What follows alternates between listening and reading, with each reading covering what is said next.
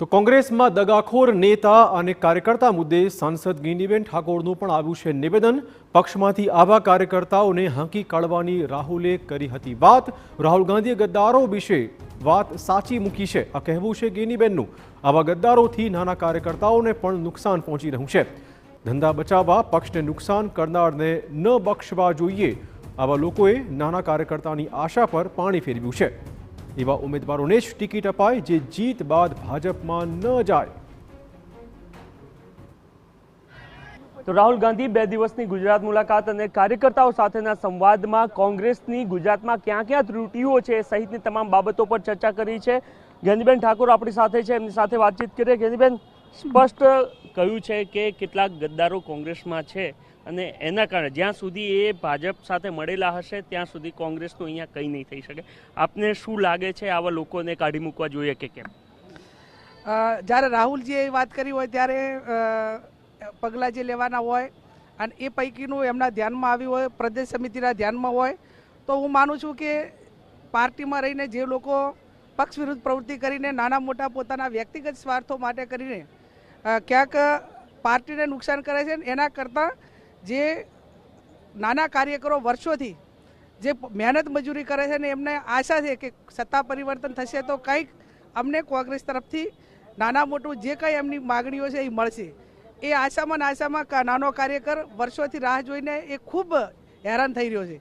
એટલે એક કોંગ્રેસ પાર્ટીની જે વિચારધારાને એમણે એમ કીધું કે આ ગાંધીજીની વિચારધારા કે જેણે સમગ્ર દેશને એક સત્ય અને અહિંસાનો માર્ગ એ ગુજરાતમાંથી જ્યારે લીડરશિપ મળી હોય ત્યારે હું એવું માનું છું કે રાહુલજીએ જે આજ વાત કરી એ યોગ્ય છે અને આ બાબતની કાર્યવાહી કરવી જોઈએ। મતલબ આ પ્રકારના જે લોકો હોય એનાથી પક્ષને કેટલું મોટું નુકસાન થતું હોય છે। તમે પોતે વારંવાર અનેક ચૂંટણીઓ લડ્યા છો તો તમે આ બાબતને ખૂબ નજીકથી જાણો છો। આપના માધ્યમથી હું એટલું જ કહું કે જ્યારે કોઈ પણ ઉમેદવાર ચૂંટણી લડતો હોય એ પક્ષના સિમ્બોલ ઉપર લડતો હોય છે અને કોઈ પણ નેતા જ્યારે પોતાના વ્યક્તિગત ધંધા બચાવવા માટે કે પોતાના વ્યક્તિગત સ્વાર્થ માટે એ પક્ષ વિરુદ્ધ પ્રવૃત્તિ કરીને કોઈ ઉમેદવારને હરાવવા કરતાં મેં કીધું એમ કે હજારો લોકોનો જે એના ઉપર લાગણી હોય, એના ઉપર ભાવ હોય, એનો સંઘર્ષ હોય, એ લોકોને ક્યાંક ને ક્યાંક લોકોને કોંગ્રેસના કાર્યકરોને હજારો કાર્યકરોને ઠેસ પહોંચાડવા માટેનું કામ કરે છે। કોઈ વ્યક્તિ ચૂંટણી લડતું હોય પણ એની સાથે સંકળાયેલા ઘણા બધા લોકોને એ નુકસાન થતું હોય છે અને આવું કરવાવાળા લોકોને ખરેખર જે રાહુલજીએ કીધું એ પ્રમાણે ન બક્ષવા જોઈએ એવી હું પ્રદેશથી કરીને તમામ હું તો એમ માનું છું કે કોંગ્રેસનો કાર્યકર એ સંઘર્ષ સાથે સંકળાયેલો એની વિચારધારા છે અને વિચારધારાથી વિમુખ થઈને વ્યક્તિગત રીતે જે પોતાના પેલા માટે કરતા હોય છે એ હું માનું ત્યાં સુધી યોગ્ય નથી। અહીંયાથી કેવા બદલાવની અપેક્ષા કોંગ્રેસમાં આપ રાખી રહ્યા છો?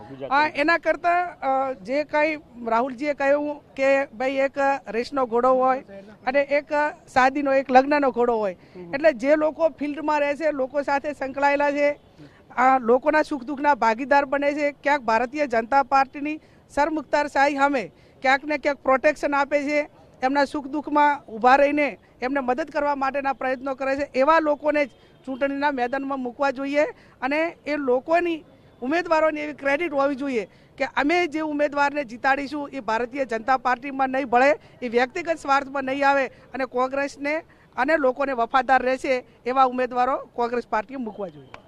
તો જે લોકો પક્ષને નુકસાન કરવાનું કામ કરતા હોય છે અથવા તો ભારતીય જનતા પાર્ટી સાથે અંદરખાને જોડાયેલા હોય છે એ તમામ લોકોને બહાર કાઢી મૂકવા જોઈએ એ પ્રકારનું રાહુલ ગાંધી બાદ ગેનીબેન ઠાકોર પણ કહેતા જોવા મળી રહ્યા છે। આ સિવાય જે રેસનો ઘોડો છે એને જ ખરા અર્થમાં ચૂંટણીમાં ઉતારવો જોઈએ, જે લગ્નનો ઘોડો છે એને રેસમાં એટલે કે ચૂંટણીમાં ના ઉતારવો જોઈએ એ પ્રકારનો પણ એક કટાક્ષ રાહુલ ગાંધી બાદ ગેનીબેન ઠાકોર કરતા જોવા મળી રહ્યા છે।